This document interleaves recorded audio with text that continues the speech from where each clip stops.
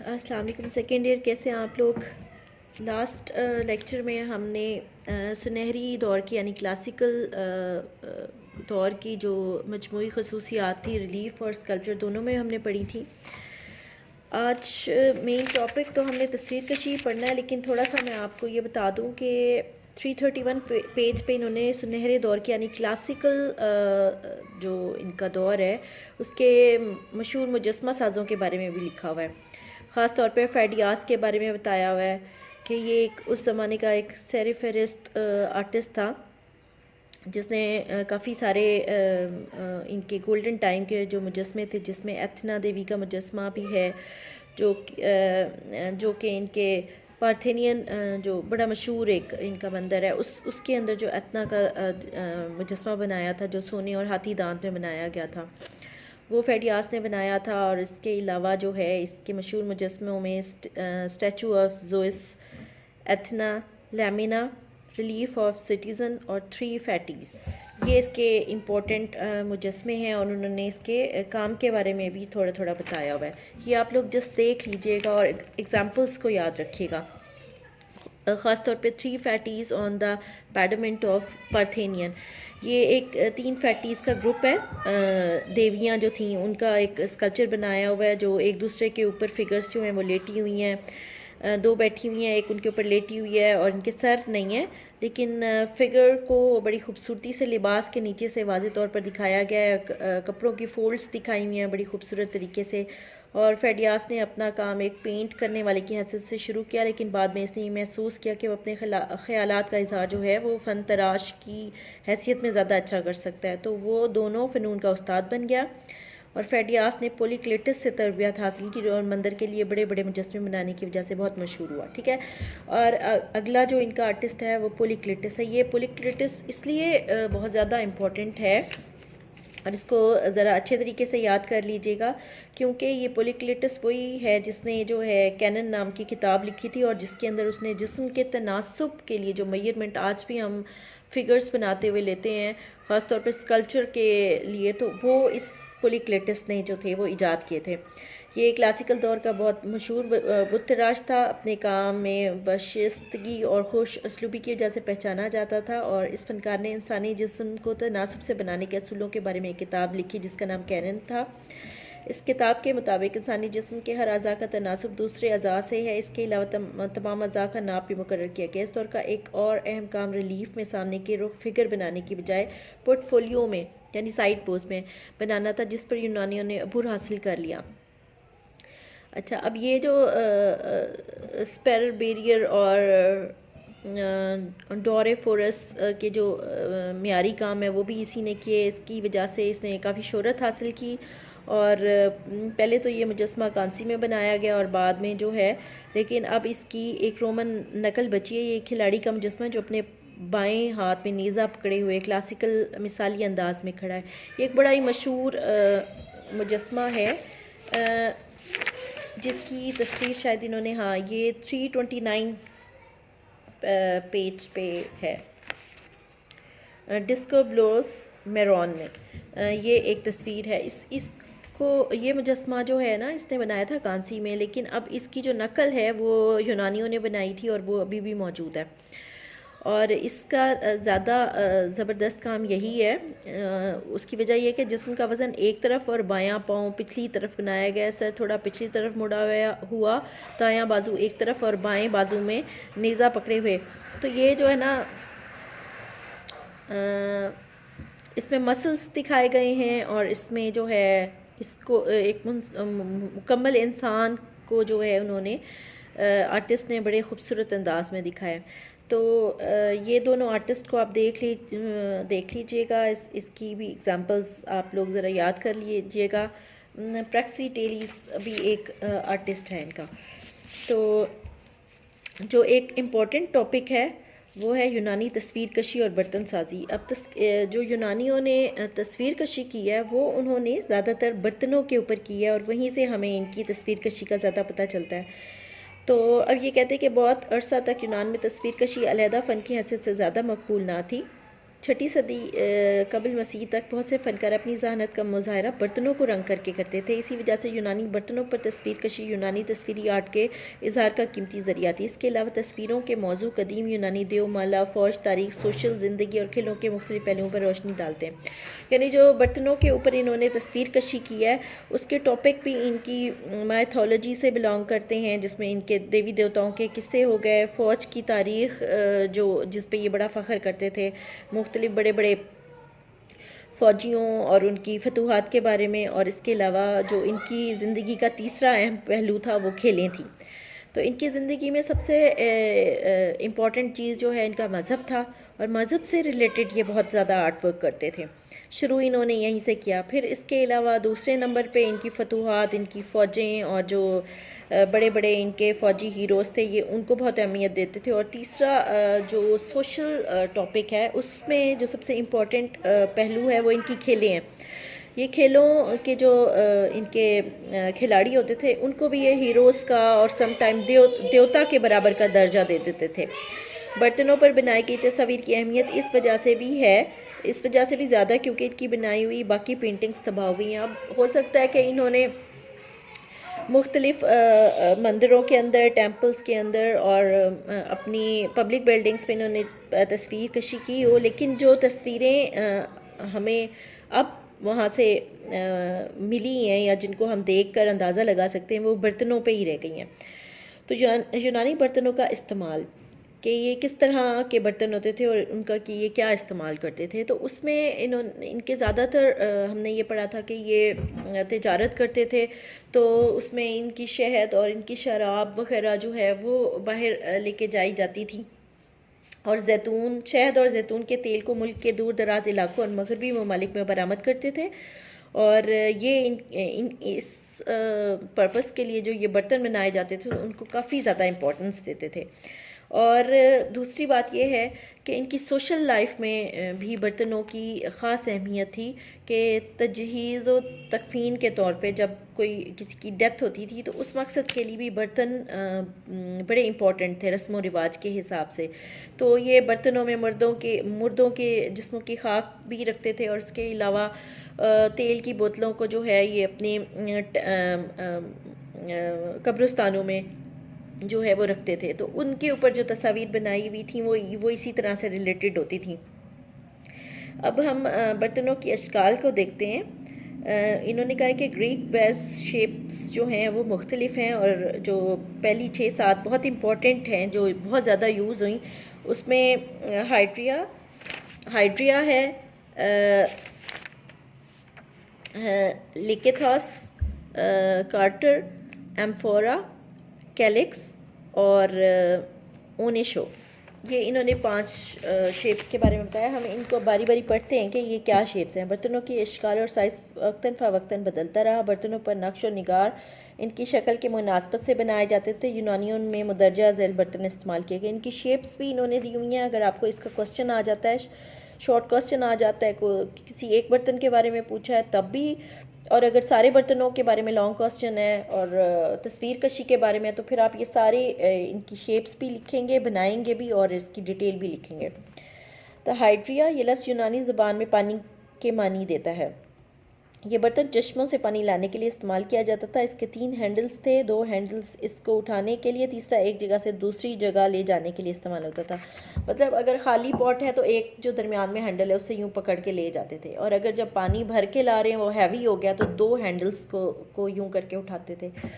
तो ये हाइड्रिया जो था ये पानी का बर्तन था और दूर दराज से पानी लाने के लिए इस्तेमाल होता था।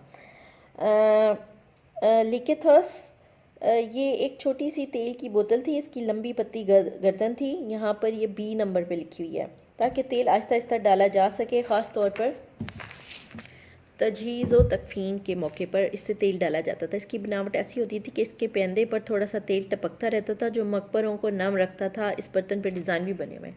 ये एक पतली लंबी सी बॉटल है। आपको पता है कि इनके यहाँ भी मुर्दों को जो है वो जलाया जाता था। शुरू में जो इनका मज़हब था उसके हिसाब से मुर्दों को जलाया जाता था। तो जब उसको जलाने के लिए तेल डाला जाता था तो वो तब भी ये बोतल उसके लिए काम आती थी। यहाँ से तेल टपकाया जाता था उसके ऊपर, और इसके अलावा इस बर्तन को कब्र के साथ ही रख दिया जाता था और उसके पैंदे में एक सुराख होता था जहाँ से ये पानी इसमें ऑयल जो था वो टपकता रहता था। नंबर 3, कार्वेटर। यूनानी ज़बान में इसके मानी मिलाना के हैं। ये एक ऐसा प्याला था जिसमें पानी और शराब को मिलाया जाता था। ये खुले मुंह का बर्तन एजाज़ी दावत की मेज़ पर शराब मिलाने में इस्तेमाल होता था। इनके यहाँ जो है एक ख़ास तौर पे जब दावत होती थी तो रस्म व रिवाज के हिसाब से टेबल के अंदर एक बड़ा एम्फोरा रखा जाता था, हैंडल्स वाला, और उसके अंदर शराब रखी हुई होती थी। और फिर ये बर्तन जो है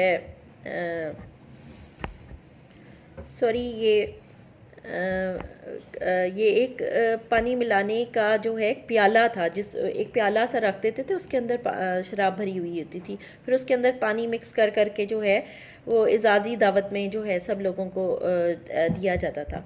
तो एम्फोरा नंबर 4 पे, इसके मानी दोनों तरफ से पकड़ना है। इस बर्तन के 2 हैंडल दस्ते से ये बर्तन शराब, गल्ला, तेल और शहद ज़ख़ीरा करने के लिए इस्तेमाल होता था। ये बहुत बड़े साइज़ का बर्तन होता था जिसमें काफ़ी बड़ी तादाद में जो है अशिया को महफूज कर लिया जाता था और फिर एक जगह से दूसरी जगह तक ले जाया जाता था। तो ये काफ़ी थिक और बड़ा मजबूत किस्म का बनाया करते थे। कैलेक्स, ये एक अहम किस्म का खुले मुंह वाला पीने का प्याला था, यानी ये पीने के लिए यूज़ करते थे। द ओनेशो, ये शराब का जग था। इसका अगला हिस्सा 3 गोशों में मोड़ा हुआ था जिससे डालने में आसानी रहती थी। इस बर्तन पर एक तस्वीर बनाई गई थी जिसमें 2 नौजवान ओनेशो से कैलेक्स में शराब डाल रहे हैं। कैलेक्स इसके दोस्त ने पकड़ा हुआ है जबकि एक नौजवान एम्फोरा उठाए हुए चला रहा है। यानी एक मशहूर ओनेशो इनको जो है वो मिला है जिसके ऊपर एक तस्वीर बनी हुई है कि बर्तन में जो है, बर्तन के ऊपर एक नौजवान इसी जग से पानी शराब डाल रहा है और उसके दोस्त ने पकड़ा हुआ है और एम्फोरा उठाए हुए पीछे से कोई और बंदा चला रहा है। तो ये एक बड़ी मशहूर तस्वीर है और ये बर्तन भी बड़ा मशहूर है जिसका ये जिक्र कर रहे हैं। अच्छा, अब ये जो जिन बर्तनों के ऊपर ये तस्वीर कशी की जाती थी, इन बर्तनों को जो बनाने का तरीका था ना वो भी बड़ा डिफरेंट था। ये आम तरीके के बर्तन नहीं बनाए जाते थे। तो ये जो बर्तन बनाने का तरीका है ये भी यहाँ पे इन्होंने मेंशन किया हुआ है कि ये किस किस्म का तरीका था कि ये क्या करते थे, मिट्टी को गूंद कर मतलूबा शक्ल के बर्तन को भट्टी में पकाते थे, फिर बर्तन को रोगन करते और दोबारा पकाते। इस पर काले या जामनी रंग की पॉलिश करते, फिर खुरच कर बैकग्राउंड निकालते और इस तरह डिज़ाइन बन जाते।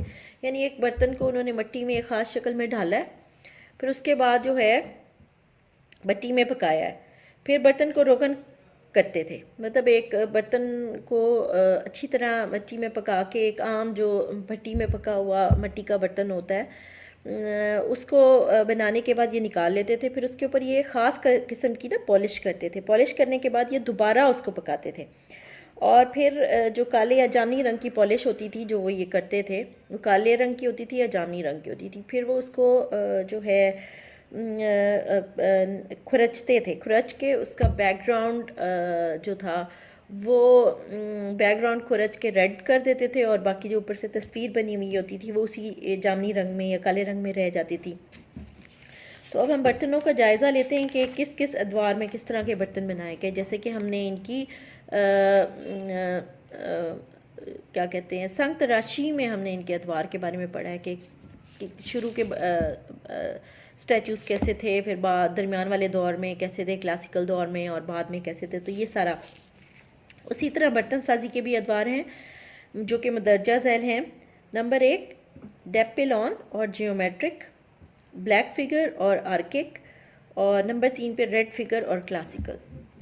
अच्छा, अब ज्योमेट्रिकल जो स्टाइल है बर्तन साजी का ये सबसे पुराना तर्ज है, जैसे कि इसके नाम से भी ज़ाहिर है ज्योमेट्रिकल, यानी ये ज्योमेट्रिक शेप में या जिगजैग में या लाइंस में या इस तरह करके बनाते हैं। ये 1100 कबल मसीह से 700 कबल मसीह तक थी। ज्योमेट्रिक स्टाइल की इस्तिलाह इसलिए इस्तेमाल की गई क्योंकि इसमें ज़्यादातर बर्तनों पर ज्योमेट्री के डिज़ाइन बनाए गए, मसलन दायरा, पेच और खम, खाते हुए खतूत, मसलस, लहरें, नुक्ते और बाज़ औक़ात परिंदे और जानवरों को भी बनाते थे।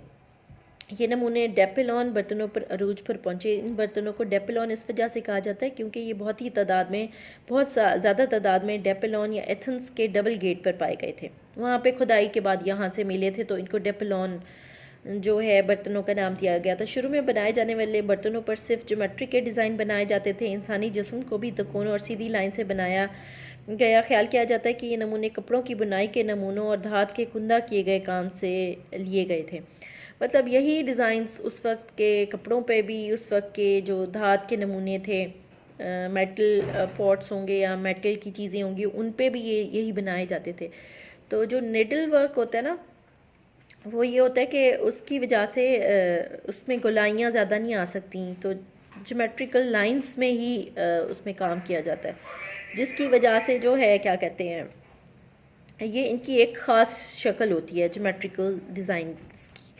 तो डिप्लॉन बर्तनों पर बनाए जाने वाले नमूने जो थे, उनका टॉपिक ये बता रहे हैं कि इसके घर वालों, मरने वाले को और उसके घर वालों को तजहीज़ और तकफीन के से मुतल्लिक उनके टॉपिक्स बनाए जाते हैं कि वो उसको कफन दफन दे रहे हैं या किस तरह उनकी रस्म व रिवाज हैं, मरने वाले के लिए वो रस्म व रिवाज पूरे कर रहे हैं, तो उनसे रिलेटेड चीज़ें बनाई जाती थी।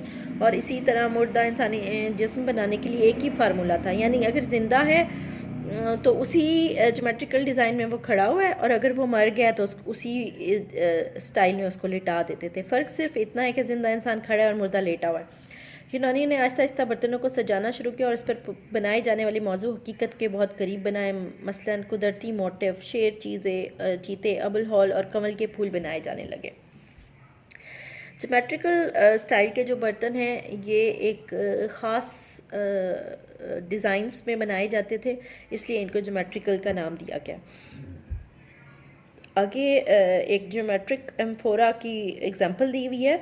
डेपिलॉन का ताल्लुक 8वीं सदी कबल मसीह से है, कि न्यूयॉर्क में मेट्रोपॉलिटन अजायब घर में है, और एक बहुत बड़ा एम्फोरा। इसकी शक्ल बनावट बहुत शानदार है। इसके छोटे छोटे हैंडलों को गहरी ब्राउन चमकदार तय से हल्के रंग की ज़मीन पर ज्योमेट्री के डिज़ाइन और इंसानी तस्वीर से पट्टियों की सूरत में सजाया गया है। बर्तन की गर्दन पर एक जंगजू को 2 घोड़ों के दरमियान खड़ा हुआ दिखाया गया। इस बर्तन को अगर आप गौर से देखें तो वही ट्रायंगल सा, ओवल सा पीठ है, और आगे घोड़े का मुंह ट्रायंगल सा है, टांगे जो हैं वो सिलेंड्रिकल हैं, और इसी ज्योमेट्रिकल डिज़ाइंस में इन्होंने इसको बनाया हुआ है। एक और मिसाल इन्होंने दी हुई है, ज्योमेट्रिक वैस विद फ्यूनल प्रोसेशन। इन बर्तनों के ज़्यादातर हिस्से को खूबसूरत नमूनों से ढक दिया जाता था। इसके अक्सर बर्तनों पर मुर्दे को सीधे पड़े हुए दिखाया गया है। इस वैस पर भी एक मैयत के करीब सोगवार लोगों, घोड़ा गाड़ियों और जंगजू लोगों का जुलूस दिखाया गया है। फिगर को सीधे रुख या एक तरफा बनाया गया। इसमें फोर शॉर्टनिंग और पर्सपेक्टिव बिल्कुल नहीं दिखाई गई, मतलब एक टिपिकल डिज़ाइन में बना के और दिखाया गया, लेकिन कलर कॉम्बिनेशन और डिज़ाइंस वगैरह बहुत खूबसूरत हैं। अच्छा, अब इसके अंदर वो बता रहे हैं ब्लैक फिगर स्टाइल, जिसको आर्किक स्टाइल का नाम दिया। ये 7वीं सदी कबल मसीह के वस्त की जाने वाली तस्वीर कशी है। एथेंस में बर्तनों पर रंग करने की नई तर्ज अपनाई गई। ये तर्ज ब्लैक फिगर स्टाइल कहलाती। इस तर्ज में बनाए गए बर्तन 5000 कबल मसीह तक आम इस्तेमाल में रहे। मजहबी मौके पर भी बेहद मकबूल थे। ब्लैक फिगर तर्ज में बर्तन की कुदरती सुर्ख सतह पर काली लाइनों से डिज़ाइन बनाए जाते थे। बर्तन पर बारीक काम नोकदार हथियार से खोद कर किया जाता था। अच्छा, अब यानी कि जो ये, जैसे कि इसके नाम से ही जाहिर है कि ब्लैक फिगर स्टाइल, यानी इसमें जो बैकग्राउंड है वो सुर्ख रंग का है, जो आम बर्तनों का रंग होता है, मिट्टी में पकाए जाने वाले बर्तनों का होता है, और फिगर्स जो थे वो ब्लैक कलर में बनाए जाते थे, यानी जो ऊपर बैकग्राउंड को खुरच देते थे, और इंसानी शक्लें या जानवरों की शक्लें या डिज़ाइंस जो थे वो ब्लैक कलर में प्रोमिनेंट हो जाते थे। औरतों के जिस्म पर सफ़ेद रंग और आमतौर पर सियाह, सफ़ेद, ब्राउन, जामनी और सुर्ख रंग के 3 शेड इस्तेमाल किए जाते। इस दौर में डिज़ाइन पहले से काफ़ी बेहतर बनने लगे। इंसानी खदोखाल में भी तब्दीली आ गई। बर्तनों पर अहम मनाजिर, शिकार खेलना, खेलें, मजहबी रसूमात और यूनानी देवमाला कहानियाँ, जानवरों, फूलों को अफ्की पट्टियों की सूरत में बनाया जाता था। इसकी भी अब इन्होंने एक मिसाल दी हुई है, फ्रांसिस्कस वैस। ये बर्तन ब्लैक फिगर तर्ज की बेहतरीन मिसाल है और इस बर्तन की ऊंचाई सिर्फ 2 फुट है और ये 6वीं सदी कबल मसीह से ताल्लुक़ रखता है। इस बर्तन का नाम इस आदमी के नाम पर रखा गया जिसने इसे इटली की एक कब्र से दरियाफ़्त किया था, जहाँ शायद रोमन इसे उठाकर ले गए होंगे। अब ये फ्लोरेंस के एक अजायब घर में है। इस बर्तन के हैंडल चक्करदार बेल की तरह हैं और काफ़ी मुयस्सर हैं। ये बर्तन कार्टर के तौर पर या किसी चीज़ को मिलाने के लिए इस्तेमाल किया जाता था। इसे ऐसी पट्टियों से सजाया गया है जिस पर इंसानी और हैवानी तस्वीर बनाई गई हैं। इस बर्तन को कुदरती सुर्खी माइल मिट्टी पर ब्राउनिश ब्लैक और थोड़े थोड़े सफ़ेद रंग से रंग किया गया। बर्तन के निचले हिस्से में कूंज और देव की लड़ाई का मंजर दिखाया गया। इससे ऊपर उफ़की पट्टियों में देवमाला की कहानियों के मंजर और हाउस ऑफ पीलस की तस्वीर बनाई गई हैं। अच्छा, मिसाल नंबर 2। ये पहली मिसाल में फ्रैंकुस वैस जो है, ये उस बंदे के नाम पे इसका नाम रखा गया जिसने इसको दरियाफ्त किया था और इसके बारे में इन्होंने बताया कि इसकी ब्राउनिश ब्लैक कलर की इसके ऊपर सुर्खी माइल मिट्टी है और थोड़ा थोड़ा सफ़ेद रंग भी नज़र आता है और इसके हैंडल्स जो हैं वो बड़े खूबसूरत बनाए गए हैं और ये एक जो है ब्लैक फिगर तर्ज की बेहतरीन मिसाल है। अच्छा, number 2 amphora Ajax and Achilles playing draught. इस मजबूत और पुख्ता शक्ल की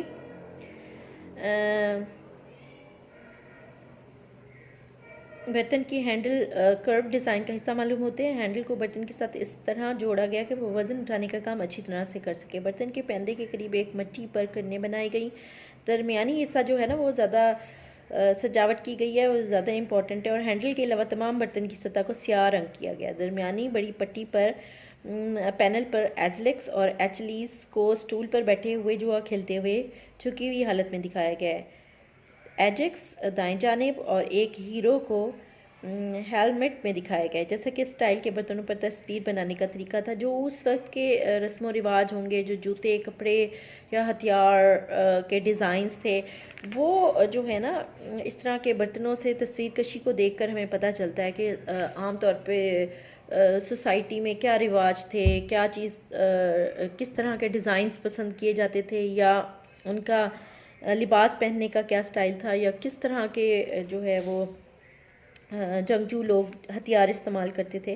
तो ये चीज़ें इन बर्तनों से पता चलती हैं। इस बर्तन पर से भी काला रंग खुरच कर सुर्ख बैकग्राउंड निकाली गई है जिसके फिगर काले रंग में मौजूद हैं, यानी ये भी ब्लैक फिगर तर्ज का है और कहीं कहीं खुरच कर कपड़ों का डिज़ाइन वाज़े किया गया।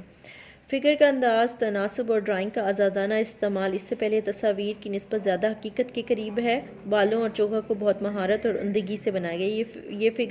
ये ब्लैक फ़िगर तर्ज की बर्तन साजी की अहम मिसाल है और इससे इस दौर के मशहूर बर्तन साज एक्सिकियास ने बनाया था। अच्छा जी, आगे अब नेक्स्ट जो हम पढ़ेंगे वो है रेड फिगर स्टाइल और क्लासिकल स्टाइल। पहले फिगर ब्लैक थे और बैकग्राउंड रेड था, अब रेड फिगर्स हैं और बैकग्राउंड जो है ना वो पॉलिश किया हुआ होगा। 530 कबल मसीह में यूनानी बर्तनों पर की जाने वाली तस्वीर कशी में इनकलाब आ गया। ये तब्दीली इस तरह वाक़ हुई कि स्याह तस्वीर पर सुर्ख सतह की बजाय सुर्ख तस्वीर स्याह सतह पर बनाई जाने लगी, यानी बैकग्राउंड खुरचने की बजाय फिगर्स को खुरच कर सुर्ख रंग में निकाले जाने लगे। ठीक है, अब बैकग्राउंड पहले वो खुरच के बैकग्राउंड निकाल लेते थे लाल रंग का और तस्वीरें जो फिगर्स थे वो ब्लैक रह जाते थे। अब क्या होना शुरू हो गया कि उन्होंने बैकग्राउंड को जो है वो ब्लैक कर दिया था और जो फिगर्स थे वो रेड कलर में बनाए जाने लगे थे। ये तब्दीली 6वीं सदी के आखिर में रूनुमा। इस तरीके में सबसे पहले बर्तन की कुदरती सतह को सुर्ख रंग में पॉलिश किया जाता, फिर फनकार एक उम्दा ब्रश से तस्वीर की बारीकियों को काले रंग से पेंट करता और आखिर में बर्तन के पस मंज़र को काले रंग से निकाला जाता।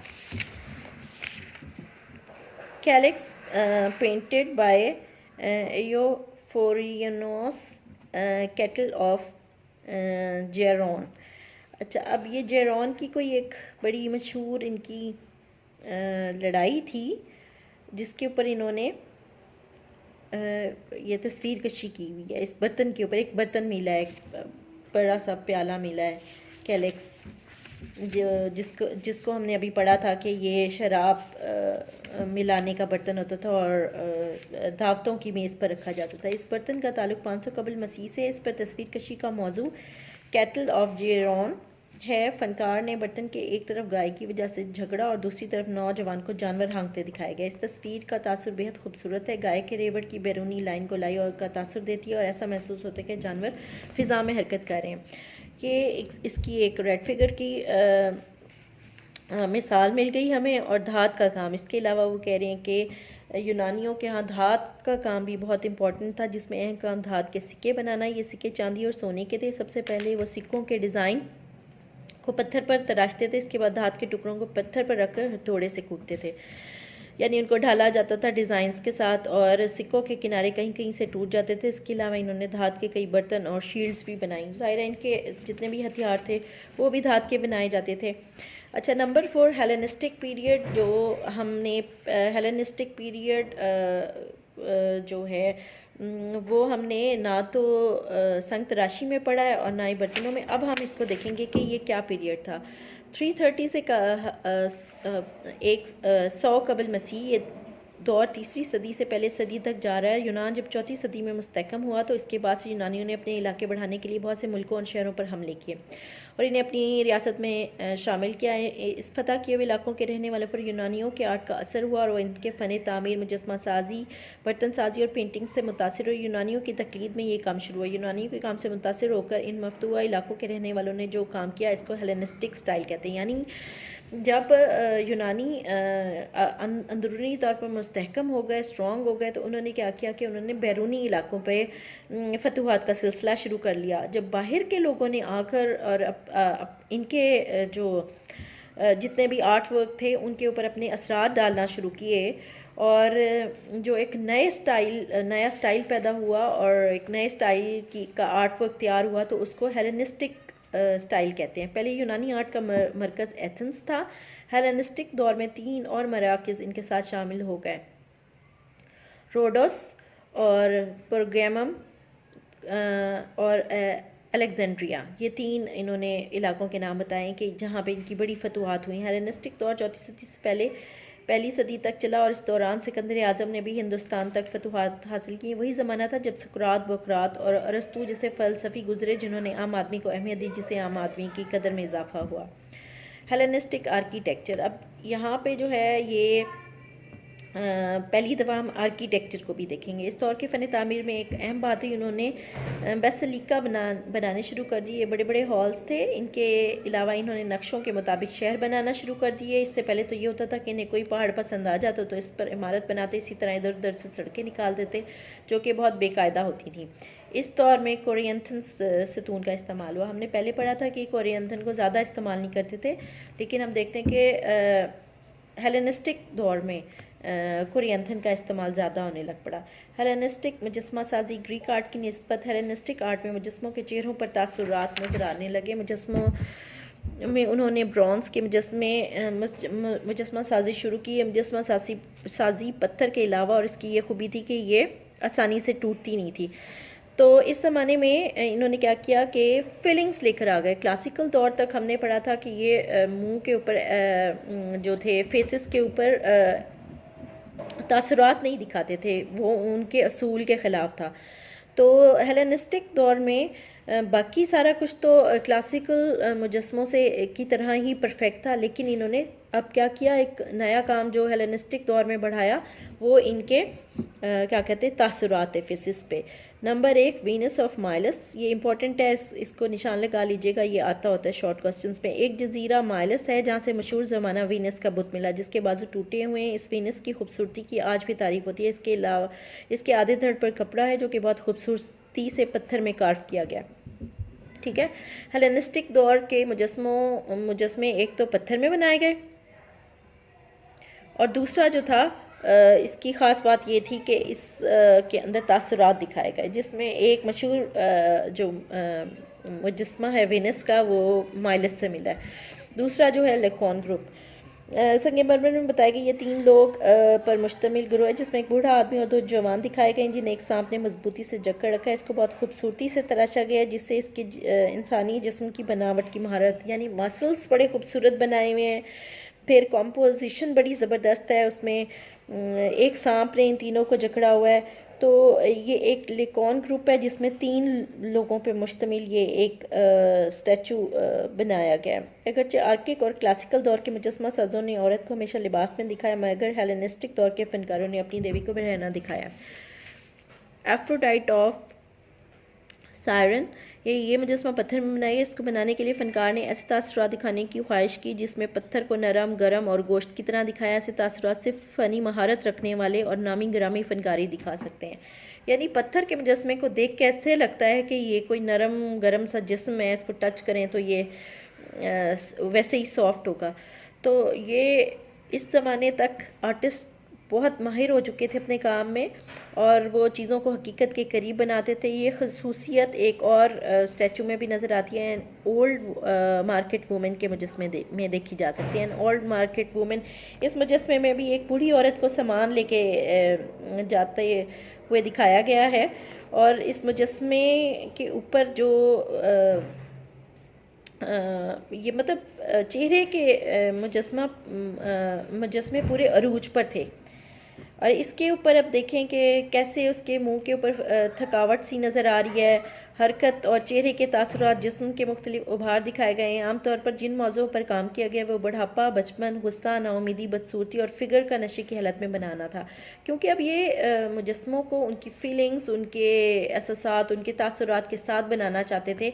तो इसके लिए इन्होंने पहले तो हमने पढ़ा था क्लासिकल दौर में सिर्फ नौजवानों को जो है वो ब्यूटीफाई किया हुआ था, एक आइडियल ब्यूटी बनाते थे जिसमें एक लाइट सी जो खुले लिप्स हैं, करली बाल्स हैं, खूबसूरत शक्लें हैं, गोल मुंह हैं और नौजवान ही सिर्फ बनाए जाते थे।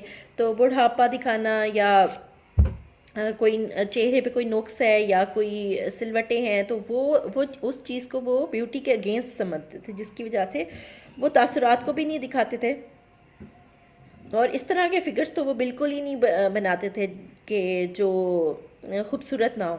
तो मुजस्मों को उम्दा तरीके से तश्कील किया गया इस ज़माने में और चेहरों के तासुरात वाज़ेह और पुरसकून और ज़िंदगी से भरपूर दिखाए गए। अब ये हमने पढ़ लिया कि इन्होंने आर्किटेक्चर जो था वो प्लानिंग के साथ बनाया, ठीक है, और बड़े बड़े बेसलिकास यानी बड़ी बड़ी अदालतें और बड़े बड़े कमरों टाइप बनाए। उसके अलावा जो है मुजस्मा साजी में हमने देखा कि क्लासिकल दौर के मुजस्मों की सारी खसूसियात थी और साथ में इन्होंने क्या ऐड कर दिया कि उनके तासुरात दिखाना शुरू हो गए। इस दौर के अब हम इनकी पेंटिंग्स पढ़ते हैं। इस दौर की ज़्यादातर तस्वीर तबाह हो चुकी हैं। इसमें चंद जो देखने में आई हैं रोमन की बनाई हुई नकूलन तस्वीर से असल तस्वीर की खूबसूरती का बखूबी अंदाज़ा होता है। अब जो बर्तन साजी की गई है उसके बारे में ये बताते हैं कि ये उसी तरह क्लासिकल दौर की ही तरह खूबसूरत थे, लेकिन उसी तर्ज पे थे। फ़र्क सिर्फ इतना था कि ये ज़्यादा सजाए गए थे और ज़्यादा गहरे रंगों में पेंट किया गया था। इन बर्तनों के बारे में जो इस तर्ज का नाम दिया गया वो है वाइट ग्राउंड स्टाइल, यानी नीचे की सतह जो थी वो सफ़ेद रखी जाती थी और ऊपर बहुत ही खूबसूरत कलर्स में और गहरे रंगों में फिगर्स बनाए जाते थे और दरमियानी जगह को हल्के सुर्ख, पीले और जामनी रंगों से पुर किया जाता है। इसकी मिसाल एक सफ़ेद ज़मीन वाले मिनीटी बॉक्स पेसेक्स की है जो कि 450 से 460 कबल मसीह से ताल्लुक़ रखता है। और हेलेनिस्टिक दौर में पक्की हुई मिट्टी से भी यानी टेराकोटा से भी स्टैचूज़ बनाए गए और मेटल्स में भी चीज़ें बनाई गईं। फ़नकारों ने पक्की मिट्टी के छोटे छोटे मुजस्मे बनाने शुरू कर दिए थे जो कि आम आदमी के लिए बड़ी अहमियत रखते थे। वो छोटे साइज़ के देवी देवताओं को ख़रीदते थे और इनको जो है वो अपने घरों में रख लेते थे ताकि ये लोग इन मिट्टी और धात के मुजस्मों को अपने घरों में इबादत के मकसद के लिए रखें। इसके अलावा आम आदमी ने इन्हें अपने घरों में सजाया। हेलेनिस्टिक दौर की मुजस्मा साजी टैनिंगेरा के मकाम पर की गई। इसकी मिसाल वहाँ बनाए गए एक टेराकोटा के मुजस्मे से मिलती है जिसका नाम लेडी विद अ फैन है। ये एक बस आखिरी सी एक इन्होंने हेलेनिस्टिक दौर की एक लेडी बनाई हुई है। तो अब हमारा ये चैप्टर ख़त्म हो गया और इसके हिसाब से जो है अब हमने 2 चैप्टर्स कंप्लीट कर लिए। इसको अच्छी तरह पढ़ें, इसको याद करें, क्योंकि जो है आप लोगों के एग्ज़ाम्स में ये आने हैं और अभी एग्ज़ाम्स का कुछ ख़ास पता भी नहीं है। जब तक हम पेपर नहीं बनाते हमें नहीं आइडिया कि आप लोगों के MCQs आने हैं या इन डिटेल पेपर आना है, ठीक है। लेकिन आप लोगों ने तैयारी अपनी फुल रखनी है और इन्हीं छुट्टियों में छुट्टियों का फ़ायदा उठाएं और उनको याद करते जाएं साथ साथ। Thank you.